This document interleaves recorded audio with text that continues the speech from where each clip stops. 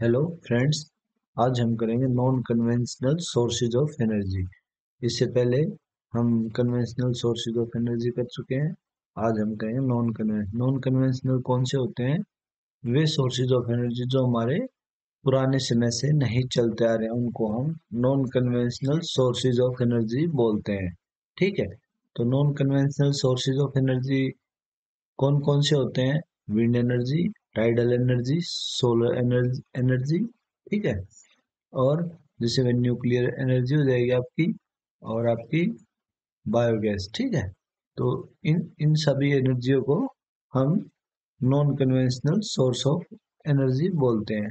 Okay, तो हम एक एक से स्टार्ट करते हैं। सबसे पहले हम सोलर एनर्जी से स्टार्ट करते हैं। सोलर एनर्जी हमारी कैसी होती है? देखो, आपने देखा होगा, सन हमारी पूरे साल यहाँ पे चमकती रहती है और बहुत ही रोशनी देती रहती है। हम यहाँ पे क्या करते हैं? अपने पीवी सेल्स बोलते हैं उसको, फोटोवोल्टिक सेल्स, यानी कि सोलर सेल्स, उनको लगा देते हैं और वहां से जो बिजली बनती है उसको बैटरियों में सेव कर लेते हैं। ठीक है, और बैटरियों से इन्वर्टर के थ्रू लगा के हम अपने घरों में लट्टू, फैन, जो भी हमें बनाने होते हैं वे यूज कर सकते हैं, अप्लायंसेज यूज करने कर सकते हैं। तो देखो, इसके एडवांटेज देखते हैं क्या क्या होते हैं। ये इनएग्जॉस्टिबल, यानी कि ये कभी ना खत्म होने वाली चीज है, यानी कि सन तो हमारा चलना ही है, तो वो कभी ना खत्म होगी। दूसरा है नॉन पोल्यूटिंग, इसमें जो पोल्यूशन होता है वो नहीं होता, क्योंकि वो हमारी ओनली फोटोवोल्टिक एनर्जी से बनाई जाती है। उसके डिसएडवांटेजेस भी होंगे। ये क्या होते हैं? देखो, डिसएडवांटेजेस में एक्सपेंसिव, यानी कि इसको हार्नेस करना एक्सपेंसिव होता है, क्योंकि हमें फोटोवोल्टिक सेल लेके आने पड़ते हैं, उसके बाद हमें बैटरियों का यूज करना पड़ता है और फिर जाके हम उसको यूज कर सकते हैं। दूसरा है diffuse sources so get wasted. जो हमारे सोर्सेज है वो बहुत ज्यादा एनर्जी प्रोड्यूस कर रहे हैं, जैसे सन है, कितनी ज्यादा एनर्जी प्रोड्यूस कर रहे हैं, बट हम उसको पूरी तरह से हार्नेस नहीं कर पा रहे।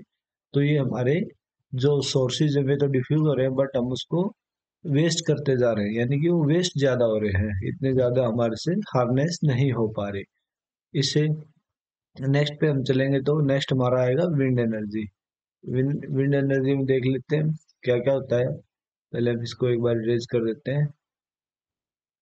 देखो, विंड एनर्जी, विंड एनर्जी आप कभी देखे होंगे तो आपने पंखे के आकार के बहुत सारे विंड मिल्स देखे होंगे, जो इस तरह के होते हैं, जिसमें कहीं कहीं तीन चक्कियां, चार चक्कियां होती हैं। उनको हम पवन चक्कियां भी बोलते हैं, और वे नीचे ऐसे बनी होती हैं। ठीक है, तो देखो, जैसे अगर सपोज करो यहाँ पे विंड लगेगी तो ये पंखे की तरह घूमेगा ना।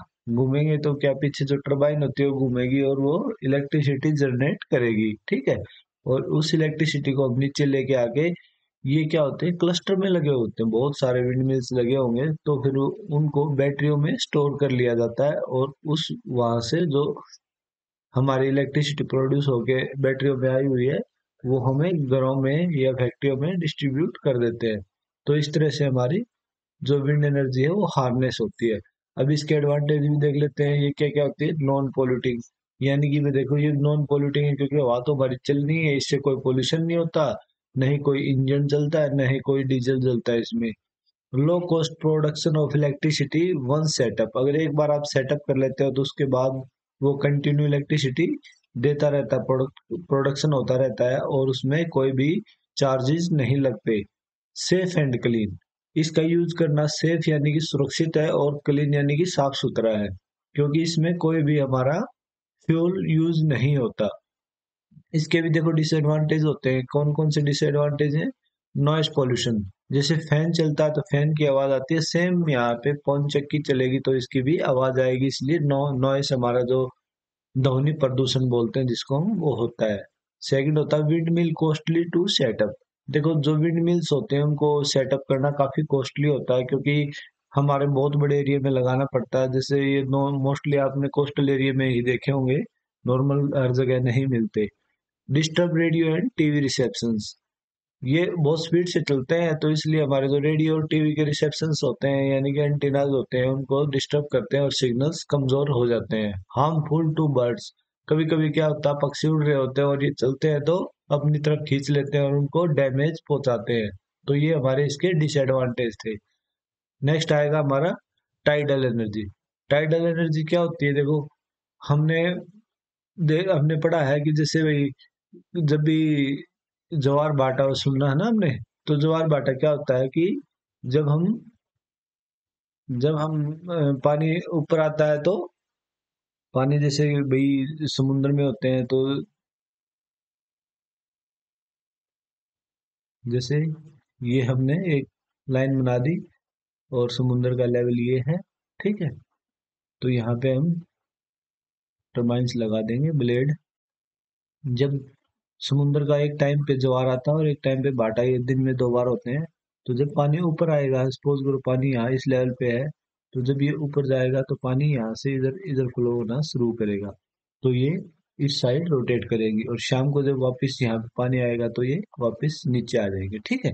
तो ये दोनों टाइम पे हमारा इलेक्ट्रिसिटी प्रोड्यूस करेगा। इसको हम टाइडल एनर्जी बोलते हैं, क्योंकि tide tide up and tide down होता है ना, तो टाइड अप और डाउन की वजह से ये हमारी एनर्जी प्रोड्यूस करेंगे यहाँ पे।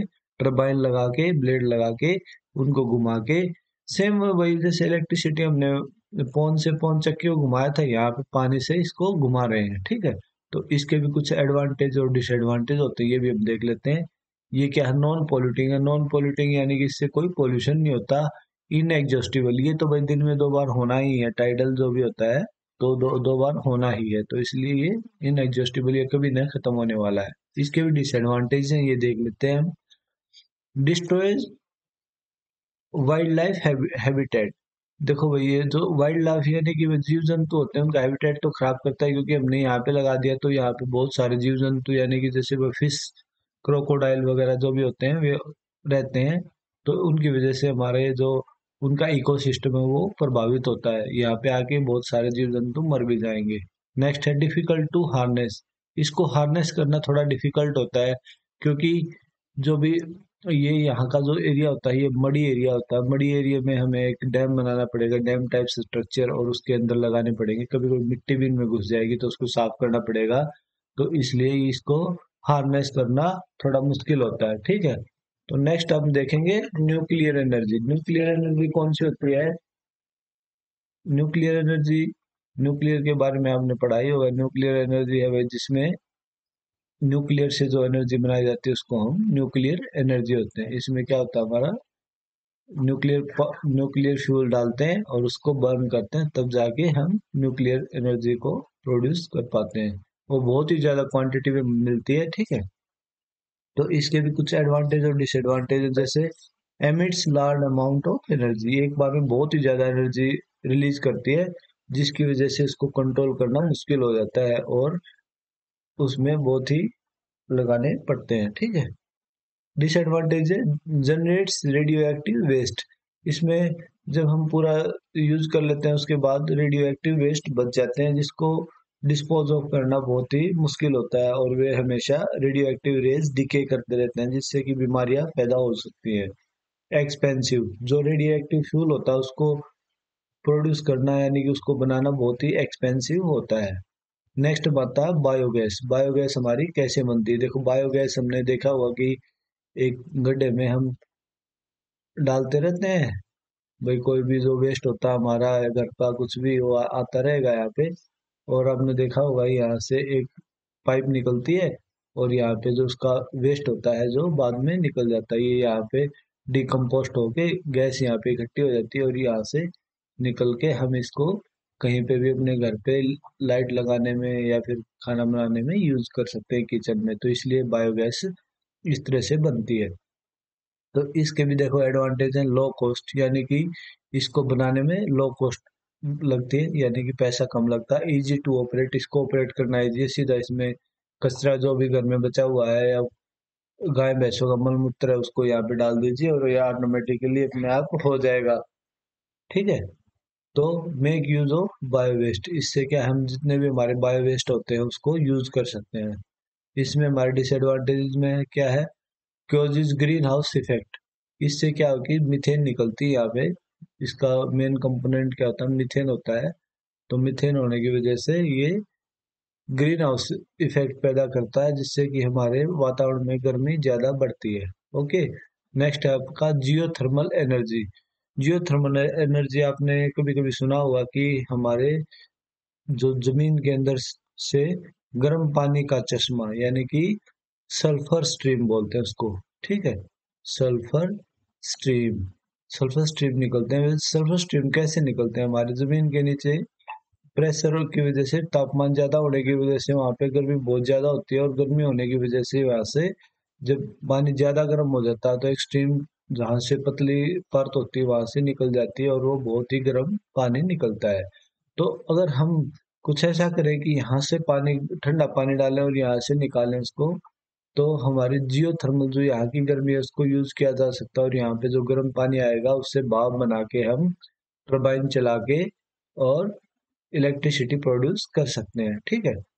तो इसको हम बोलते हैं जियोथर्मल। जियोथर्मल यानी कि भूगर्भिक एनर्जी, यानी कि यहाँ की पावर को हम यूटिलाइज कर रहे हैं। तो इसके भी कुछ एडवांटेज है, देखिए। Clean, eco friendly and always available, ये साफ सुथरी है। इको फ्रेंडली यानी कि इससे हमारे इकोसिस्टम को कोई भी फर्क नहीं पड़ता, और ये हमारे हमेशा अवेलेबल होता है, क्योंकि धरती के नीचे हमेशा गर्मी ज्यादा ही होती है। क्योंकि आपने देखा, कभी कभी हम जब सुबह उठते हैं और ताजा पानी निकालते हैं तो वो गर्म होता है। क्यों गर्म होता है? क्योंकि नीचे गर्मी होती है, ठीक है। इसके डिसएडवांटेजेस में डिसएडवांटेज देख लेते हैं। Located far away from cities, so costly to transport the electricity. ये क्या होता है कि हमारे जो हैबिटेट एरिया होता है या सिटी होती है उससे बहुत ही दूरी पे निकलते हैं यहाँ पे, और यहाँ से इसको यहाँ पे लेके आने में काफी, इलेक्ट्रिसिटी को लेके आने में काफी खर्चा होता है, जिसकी वजह से हम इसको प्रोड्यूस कम ही करते हैं, ठीक है। आपने बहुत जगह पे झरने तो देखे हैं जहाँ पे आप नहा के आते हैं। सल्फर स्ट्रीम में नहाने से आपने सुना भी होगा कि वह जो स्किन डिजीज है हमारी खत्म हो जाती है। तो ये थे हमारे non conventional sources of energy.